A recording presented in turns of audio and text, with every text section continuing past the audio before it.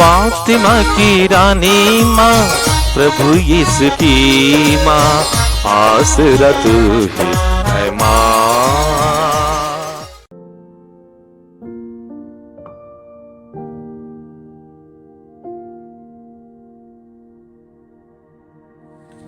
पहला पाठ नबी इसायास का ग्रंथ, अध्याय 2, पद संख्याएं 1 से 5 तक। यरूशलेम तथा यूदा के विषय में आमोस के पुत्र इसायास का देखा हुआ दिव्य दृश्य। ईश्वर के मंदिर का पर्वत पहाड़ों के ऊपर उठेगा और पहाड़ियों से ऊंचा होगा। सभी राष्ट्र वहां इकट्ठे होंगे। असंख्य लोग यह कहते हुए वहां जाएंगे, आओ हम प्रभु के पर्वत पर चढ़ें, याकूब के ईश्वर के मंदिर चलें, जिससे वह हमें अपने मार्ग दिखाए और उसके पथ पर चलते रहें। क्योंकि सियोन से संहिता प्रकट होगी और यरूशलेम से प्रभु की वाणी। वह राष्ट्रों पर शासन करेगा और देशों के आपसी झगड़े मिटाएगा। वे अपनी तलवार को पीट पीट कर फाल और अपने भाले को हंसिया बनाएंगे। राष्ट्र एक दूसरे पर तलवार नहीं चलाएंगे और युद्ध विद्या की शिक्षा समाप्त हो जाएगी। याकूब के वंश, आओ हम प्रभु की ज्योति में चलते रहें। यह प्रभु की वाणी है। ईश्वर को धन्यवाद। भजन अनुवाक्य। हम आनंद मनाते हुए ईश्वर के मंदिर चलें। मुझे यह सुनकर कितना आनंद हुआ। आओ हम ईश्वर के मंदिर चलें। हे यरूशलेम, अब हम पहुंचे हैं, हमने तेरे फाटकों में प्रवेश किया है। अनुवाक्य। हम आनंद मनाते हुए ईश्वर के मंदिर चलें। हम आनंद मनाते हुए ईश्वर के मंदिर चले। यहाँ इस्राएल के वंश, प्रभु के वंश आते हैं। वे ईश्वर का स्तुतिगान करने आते हैं, जैसा कि इस्राएल को आदेश मिला है। यहाँ न्याय के आसन स्थापित हैं और दाऊद के वंश का सिंहासन भी। अनुवाक्य। हम आनंद मनाते हुए ईश्वर के मंदिर चलें। हम आनंद मनाते हुए ईश्वर के मंदिर चले। यरूशलेम के लिए शांति का वरदान मांगो। तेरे घरों में सुख शांति हो। तेरी चार दीवारी में शांति बनी रहे। तेरे भवनों में सुख शांति हो। अनुवाक्य। हम आनंद मनाते हुए ईश्वर के मंदिर चले। हम आनंद मनाते हुए ईश्वर के मंदिर चले। यहाँ सब के सब भाई बंधु हैं, इसलिए मैं कहता हूँ, तुझ में शांति बनी रहे। हमारा प्रभु ईश्वर यहाँ निवास करता है, इसलिए मैं तेरे कल्याण की मंगल कामना करता हूँ। अनुवाक्य। हम आनंद मनाते हुए ईश्वर के मंदिर चले। हम आनंद मनाते हुए ईश्वर के मंदिर चले। जय घोष। हालेलुया। हे हमारे प्रभु ईश्वर, हमें बचाने की कृपा कर, हम पर दया दृष्टि कर और हमारा उद्धार हो जाएगा। हालेलुया। प्रभु आप लोगों के साथ हो और आपकी आत्मा के साथ। संतमती के अनुसार प्रभु यीशु ख्रीस्त का पवित्र सुसमाचार। हे प्रभु तेरी महिमा हो। अध्याय 8 पद संख्याएं 5 से 11। यीशु कफरनहूम में प्रवेश कर ही रहे थे कि एक शतपति उनके पास आया और यह कहकर विनय करने लगा,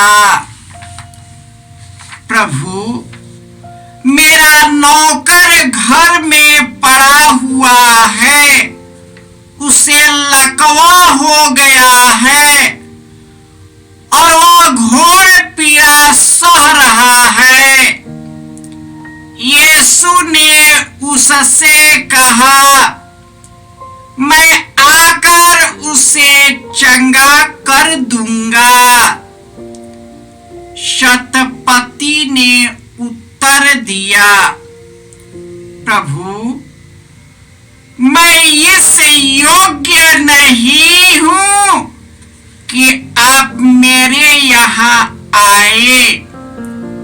आप एक ही शब्द कह दीजिए और मेरा नौकर चंगा हो जाएगा।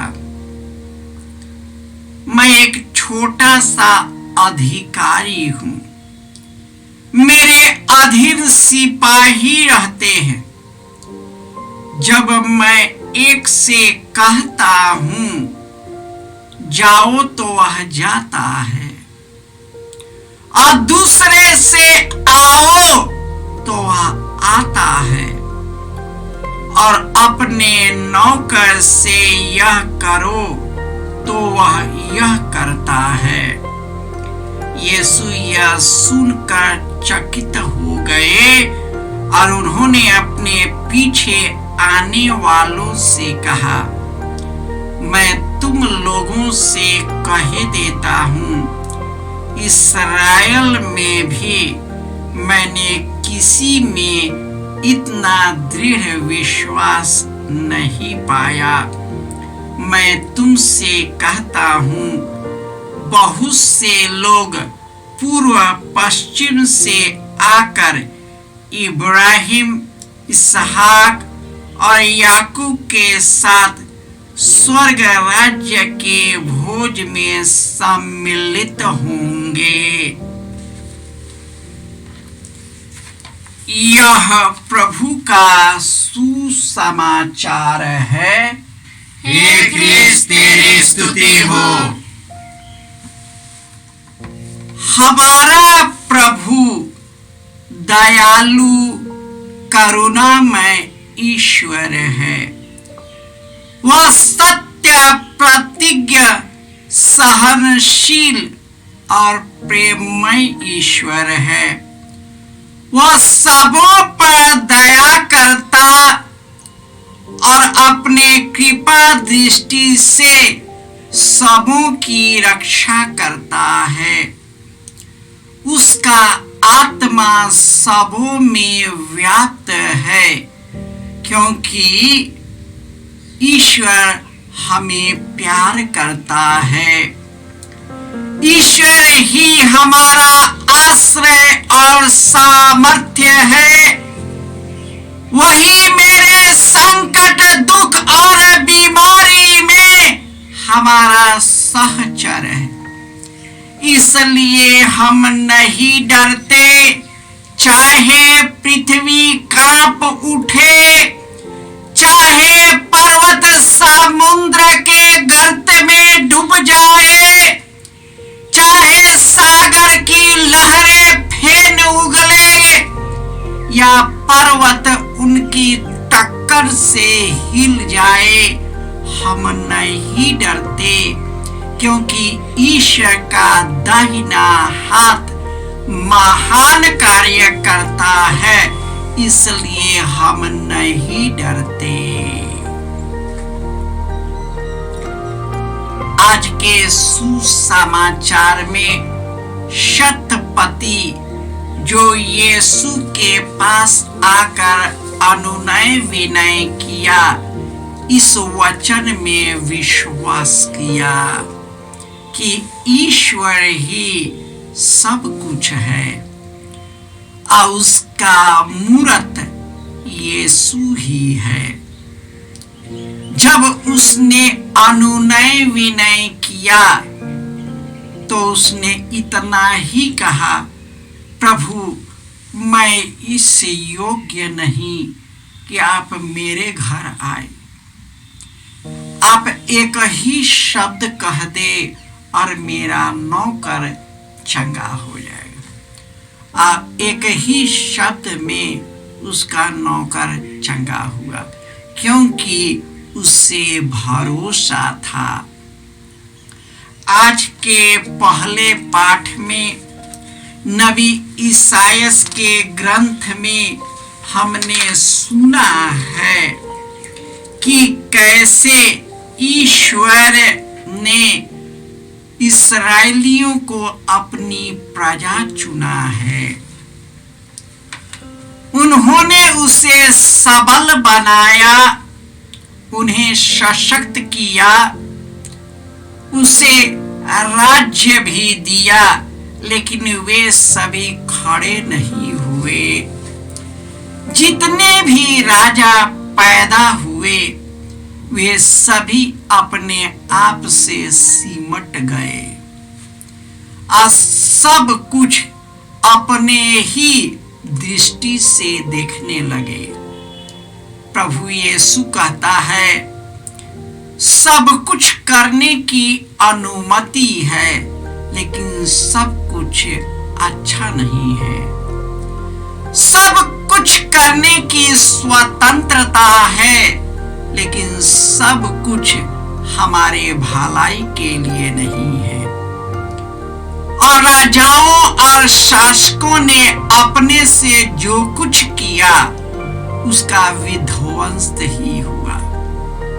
इसलिए यीशु हमारे जैसे एक महान राजा पैदा हुए, जिन्होंने दुखियों के दुखों को दूर किया, बीमारियों को चंगा किया, अपदूतों को निकाला, अपने मीठे वचनों से स्वर्ग राज्य की सीढ़ियों से लेकर हमें अनंत जीवन दिया है। इतना ही नहीं, उसने हमारे लिए खून भी बहा दिया और हमारे पापों और बुराइयों से मुक्त किया और मृत्यु पर राज करने वाले शैतान को परास्त कर हम सबों को स्वर्ग में बैठाया है। इसलिए यीशु हमारे मुक्तिदाता है। पवित्र आत्मा के बिना हम यह नहीं कह सकते कि यीशु प्रभु है और ईश्वर ने उसे मृतकों में से जिलाया है। हमें विश्वास की जरूरत है, इसी शतपति के जैसे जिन्होंने यीशु पर विश्वास किया, लेकिन उनके अपने लोगों ने ही यीशु को विसार दिया और वे अनंत जीवन से विमुख हो गए। आज भी कई लोग जिन्होंने यीशु को अपनाया है, यीशु के मार्ग से भटक गए हैं, अपनी भलाई के खोज में चल पड़े हैं। कई लोगों ने अपने विश्वास को खो दिया है और अपने विश्वास में ही मर गए हैं। इस दुनिया के क्षण भर के सुख के आगे यीशु को त्याग दिए हैं। हमें यीशु के पास आने की जरूरत है। यीशु कहते हैं, मैं तुझे स्वस्थ करूंगा, मैं तुझे चंगा करूंगा, मैं तेरे पापों को मिटा दूंगा, उसे कभी याद नहीं करूंगा, मैं तुम्हें पहले जैसा बना दूंगा। आज जो भी मनुष्य पश्चातापी हृदय से यीशु के पास लौट जाते हैं, ईश्वर उस पर दया करता है, उसके जीवन के भाग्य को पलट देता है, हमें शारीरिक, मानसिक, आध्यात्मिक रूप से स्वस्थ करता है और हमें स्वर्ग के ओर जाने के लिए अनंत जीवन पाने के लिए वो हमारी मदद करते हैं। हे प्रभु यीशु, हम आज से आगमन के मार्ग पर हैं। प्रभु, इस वर्ष जो जिए हैं उस वर्ष में हमारा हृदय और आत्मा कलुषित हुआ है। हम अपने पाप के बेड़ियों में फंस गए हैं, तेरे मार्ग से भटक गए हैं। कोरोना के डर से अपने भाई की बहनों की सेवा नहीं कर पाई। हम अपने आप में, अपने घर परिवार में, अपने बाल बच्चों में ही फंस गए हैं। हम दूसरों के लिए जीवन जी नहीं पाते। आज के माता पिता यही सिखाते हैं कि तुम आगे बढ़ो, तुम जीवन में नाम कमाओ, लेकिन कोई नहीं कहता कि तुम दूसरों के लिए जियो। प्रभु, तू मेरे लिए जिया, मेरे लिए मरा, मेरे लिए स्वर्ग का रास्ता दिखाया। प्रभु, हम मार्ग से भटक गए, तू ही हमें रास्ता दिखाए। हम तेरे पास लौट आए हैं, तू मुझ पर दया कर। जय यीशु। जय यीशु क्रिस्त में प्रिय भाई और बहनों, प्रभु यीशु ने हमें आदेश दिया है संसार के कोने कोने में जाकर सारी सृष्टि को सुसमाचार सुनाओ। सुसमाचार सुनने के लिए और सुनाने के लिए एक अच्छा मौका है। आप कृपया इस चैनल का सब्सक्राइब करें, लाइक करें, शेयर करें, बेल आइकन दबाएं ताकि यहाँ की नई वीडियोस की सूचना आपको मिलती रहेगी। साथ साथ आप दूसरों को भी प्रेरणा दें इसका सब्सक्राइब करने के लिए। याद रखें, कल के मिसा के दैनिक पाठ और उस पर टिप्पणियाँ आज ही दोपहर के बाद हम लोग अपलोड करते हैं। कृपया आज ही उसको सुनकर कल की तैयारी करें।